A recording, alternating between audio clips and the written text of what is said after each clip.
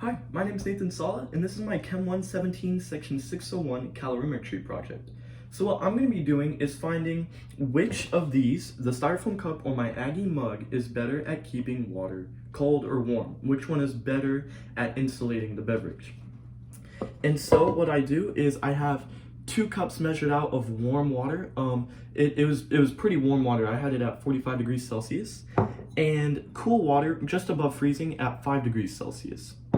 And so to save time, because this is a short video, I went ahead and did some calculations ahead, but I'll still show the mixing and how the experiment was run.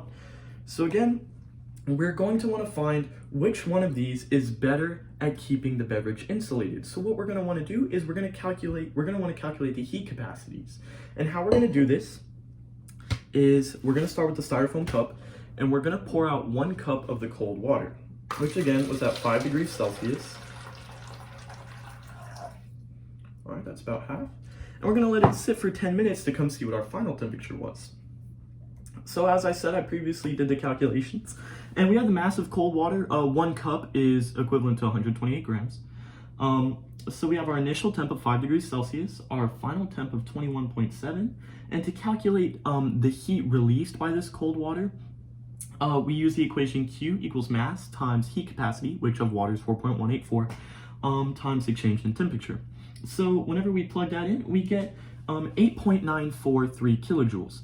And so what this means is that the water is actually absorbing heat as it warms up, as it gets closer to the equilibrium of the room temperature. All right, and now we're gonna do our warm water, which we measured out to be 45 degrees Celsius. Same thing, you pour in 1 cup of the warm water, and then you let it sit for 10 minutes, and you come back and see what the temperature was. So we have the same mass of the warm water, 128 grams. Our initial temp of 45, final temp of 25. And then we plug it into the equation, and we get negative 10.711 kilojoules.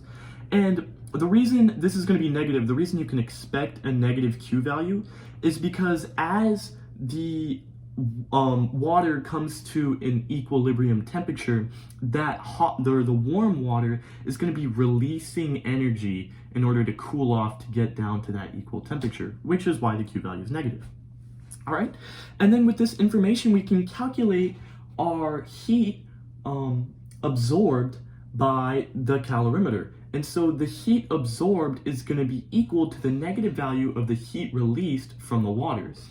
So I have that equation right here, and you can calculate that the heat absorbed by the cup is 1.768 kilojoules.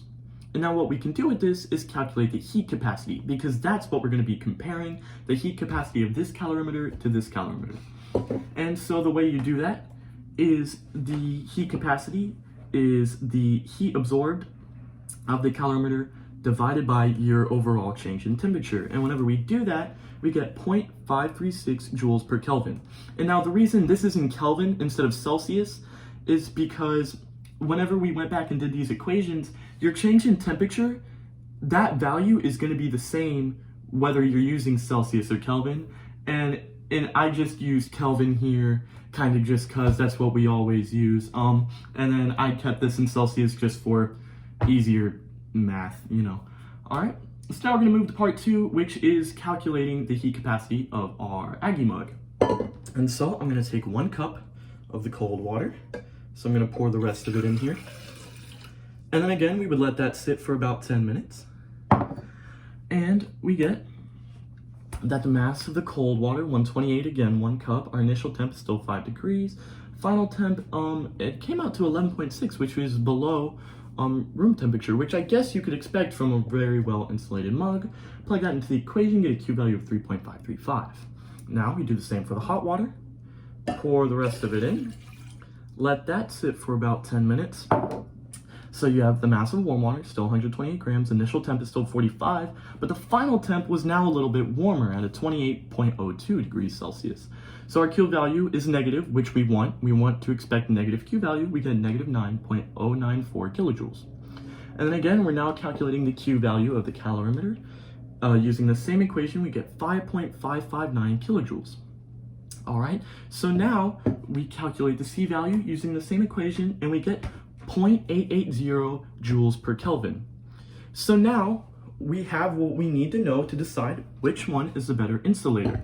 We compare the C values and we look at which one is greater, because what a greater C value means is it's less willing to let the heat transfer. It takes more energy to allow that heat to transfer. So the greater C value is going to be your greater insulator, which we found to be the Aggie mug. Awesome. Thank you so much.